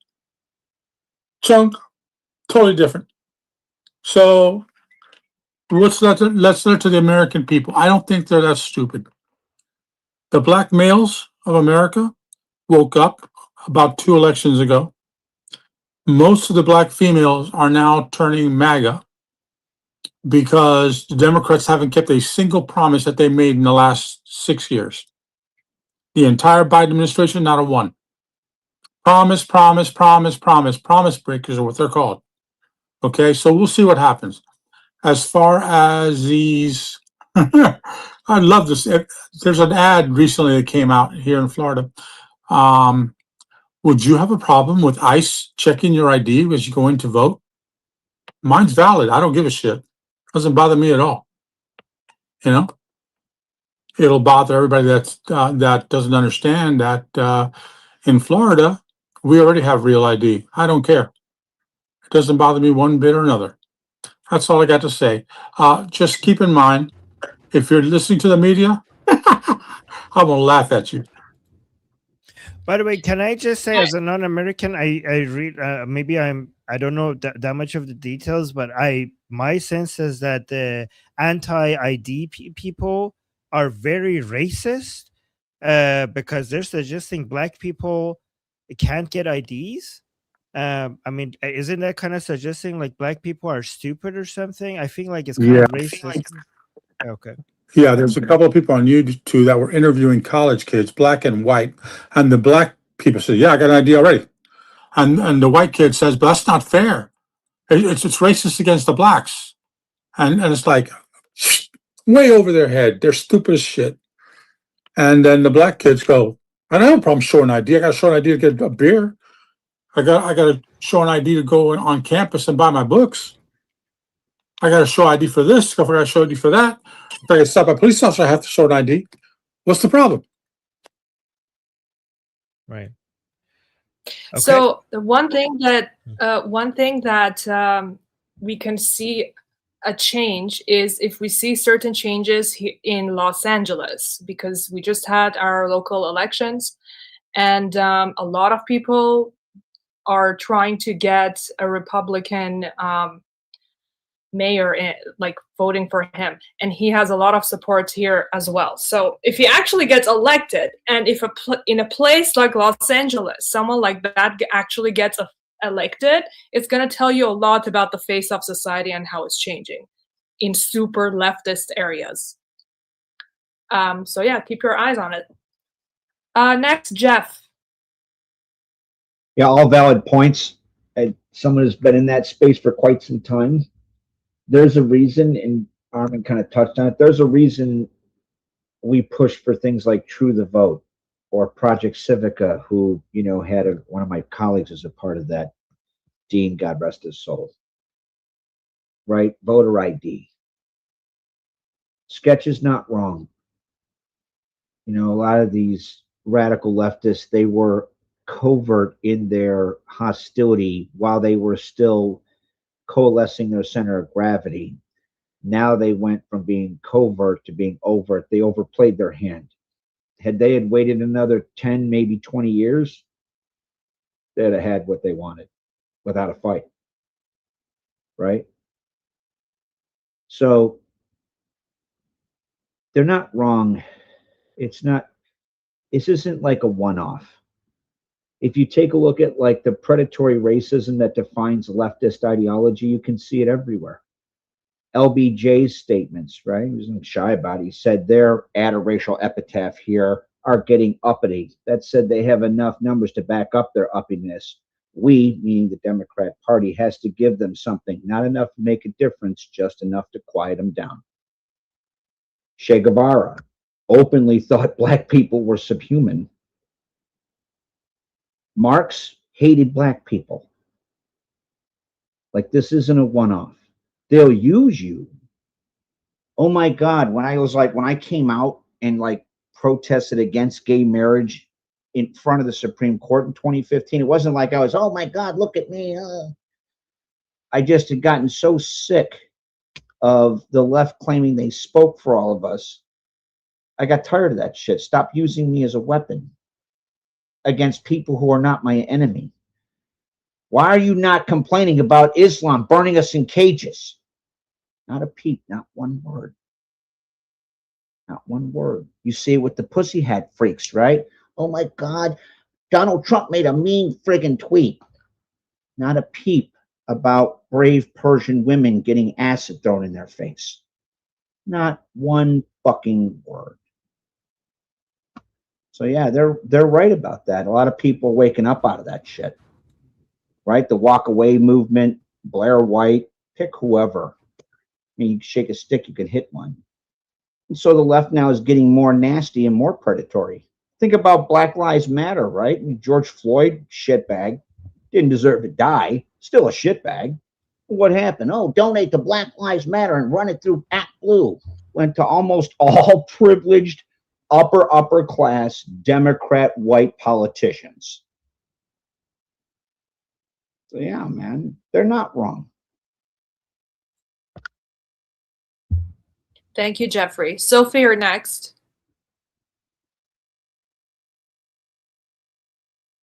Sophie, is she still here? Oh yes, she is. Yeah, I see her. Sophie, Maybe are Mike you is. with us? Sophie. Okay, Shauna, you want to respond, and then we'll see if Sophie gets back. Can you guys hear me? Yes. I just have headphones on. Sorry, I worry. Yeah, just really quick. A lot of Black women are also turning against So the Shauna, Democratic Party your audio quality is not is really bad. Is there any way to improve it? Is that better? Yes. Thank you. Okay. I was going to say a lot of Black women are turning against the Democratic Party because they keep ignoring the people that they vote for. So Kamala Harris, for whatever reason, is very popular amongst Black women. But the Democratic Party, the Democratic elite, know that Kamala can't win a major election, so they're kind of not wanting to pump money into her again because they know she'll lose. So one of the things going on is a lot of Black women are pissed because obviously, like, their candidates. This happened in Texas as well, by the way. The candidate that they wanted keeps getting overlooked. And so they're like, well, we are loyal to you for why? Why are we even loyal to you at this point? So that's part of why a lot of Black women are turning. It's not necessarily that they're turning red.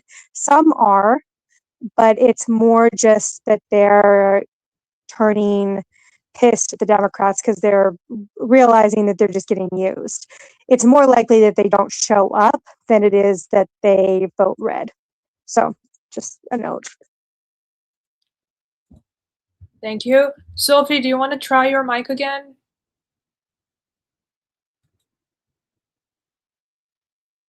No? All right. Yep. Not working. All right, so we have a little less than 10 minutes left. Maybe we can do one more topic. Can we Are do there any super chat? yes. Yeah. Oh, thank you. All right. So sorry guys for rushing you guys. That's but I know where is this? Oh, Mano, you're new here, so when I leave the conversation continues without me, so you guys could when I'm here everything is rushed. Everybody has like limited time, but after I leave you guys continue the conversation without me and it's more relaxed, nobody's being rushed, and the conversation could go on for as long as you guys are here. Just wanted to let you know. All right, so we got two super chats. Zip Gun is saying, March in New York City, Israel parade. So much fun. Well, thank you, Zip Gun, for participating in that. And I'm glad you had fun. And then we have Dumb Motherfucker, love that username, saying, are classical liberal Democrats not welcome in this space? Oh, you are. For sure you are. I mean, yeah, for sure. I mean, you're a classical liberal. Like, guys, I don't give a shit that somebody is a Democrat or Republican. You're a classical liberal. In fact, we want more classical liberals in the Democratic Party because, I mean, the Democratic Party is not going to go anywhere. So we might as well, like, the only way to cure it is for more classical liberals to be part of it, right? We want the Democratic Party. I mean, you have to admit, though, the Democratic Party has been taken over by progressives and woke people, and the Democratic Party does not represent your values. So you have to admit that, right? But yeah, we appreciate. We are hoping that more classical liberals in the Democratic Party could basically take the party. It would be good for the country if you guys could take it back, right? So let me read the whole thing. It's saying, are classical liberal Democrats not welcome in this space? You are 100% welcome. You would be welcome in this space even if you had views that we are very much against, right? Because we want to talk to people who disagree. But if you're a classical liberal, then you're on our side. And you say, I hate progressives and leftists and lefties, but I also hate Republican cultists. So it seems like you're against people on both parties who are not classical liberals, which actually that makes you on our side. So basically, like in the Republican Party, you're against like Thomas Massey, Tucker Carlson, Nick Fuentes type people, which we're against as well for sure. Saying, and also Christian nationalists. I don't like to use the word Christian nationalist against people who we are against, because it kind of suggests that being nationalist is bad, which is not, or being Christian makes you a bad person, which it doesn't. So those, I know which type of people you're talking about. I just think that we should come up with a new term for them. I think we're talking about people who are trying to make United States into a theocracy, kind of like Nick Fuentes type people. So I agree with you. I'm against those people as well. But I think we should come up with a new name for them, because I don't want to use the word Christian and the word nationalist as an insult, right? But I know exactly the type of people you're talking about. Yeah. But no, you're completely welcome here. And so many people here responded to you. Like, for example, let me just quickly look at the people who responded to you. Some Richie saying, you are welcome here, thank you for your support. And Texas saying, I am a classical liberal, and she's part of the Republican Party. And Moma was saying, the MAGA base is now a major tent that includes many traditional blue dog Democrats. And somebody says, same here, I vote for the person, fuck the party. And Texas Troop was saying, party loyalty is what kills our system. And then Texas Troop also said, we want classical liberals. And Texas Troop also saying, I'm a Christian, not a Christian nationalist. Yeah, you could be a Christian and a nationalist, but not what people mean by a Christian nationalist. Also saying classical liberals are what the founders were. Exactly. Good. Love these responses. And then we got also a couple of more super chats saying, in server saying, I love the old video you made about Omidana. Well, thank you. That was a good video. I appreciate you liking it. Amir saying, confetti. Oh, you got us to 10? Almost. Yeah, but yeah, confetti. Thank you so much. Yeah, thank you for trying to get us there. And then Hamid with another super chat saying, hey, Jeffrey, I love you, buddy. So this was from YouTube to our group saying, hey, Jeffrey, I love you. That's sweet. Okay. All right. So those were the comments. Let's go to the next topic. All right. Well, we just have 4 more minutes left, but Michael wanted to talk about the IRGC confronting groups at the Iran-Iraq border. Is that accurate, Michael? The topic? Michael. Okay, moving on. Kat, let's hear out Kat. Speculation about Lebanon, Iran, etc. Go ahead. I was in the middle. Okay, never mind. I was trying to do something else. Okay. My topic was, I have a question, because what if that's like a speculation? I take it as a speculation. What the tensions in Lebanon and in north of Israel is like very high right now, and it's rising. Like, for example, the schools for tomorrow and the next day were canceled, and all of that. And Hezbollah are threatening to hit Israel even in the center and all of that. So, what if all of this is a distraction? What if all of this is a trick? And to make the IRGC think that, oh, they're too busy and will not attack. Because to my understanding, we still have time, right? Well, I mean, I don't think so, because at the same time they keep saying that we're ready to attack the Islamic Republic at a moment's notice, and also Israel always says that we could fight at 7 different fronts at the same time all the time, and they don't just say that, they have done that, and the Islamic Republic has seen that they could do that. So I don't think that's a trick, because the Islamic Republic knows that Israel is capable of fighting in multiple fronts. And also the army, the resources and army personnel you need to fight Hezbollah is different from what you need to fight the Islamic Republic. So nothing that they need for the Islamic Republic is being used up in Lebanon. So all of that is free. These are completely different types of military power that they're using. Okay. Yeah. Okay. Yeah. That's Right, that's all I wanted to say. Yeah. Yeah, but it's a good Jeffrey, question. can And you talk? yeah, Jeffrey, go ahead. Sorry, go ahead, Wait. Armin. I was just gonna say, Armin, I'm right proud of you. Huh. The force Jeffrey, structure let me you just need say, to let me just deal- say real quick. You only have 2 minutes, okay? No, Before- he's being proud of me. Let him be proud of me. This is good. So he's very Don't say- right in the no, sense no, that no, the no, no, no, force no. structure Finish what you need- were saying. Finish what you were saying. Go. So the force structure you need to successfully defeat an extra state security concern is much different than an interstate security concern. Well done. Oh, thank you. I'm right proud of you. Yes, thank you. Okay. No, I'm sorry. I'm just Okay, kidding. tell You're us doing more, an amazing. Jeffrey. No, I'm not. No. I'm joking, by the way. You're doing a very good job, Monty. Guys, just everybody, like, please appreciate Nare and all the time that she's putting in making our discussion possible. Thank you, Nare. Thank you Thank you. for appreciate Mercy. Mercy. Oh, you're welcome.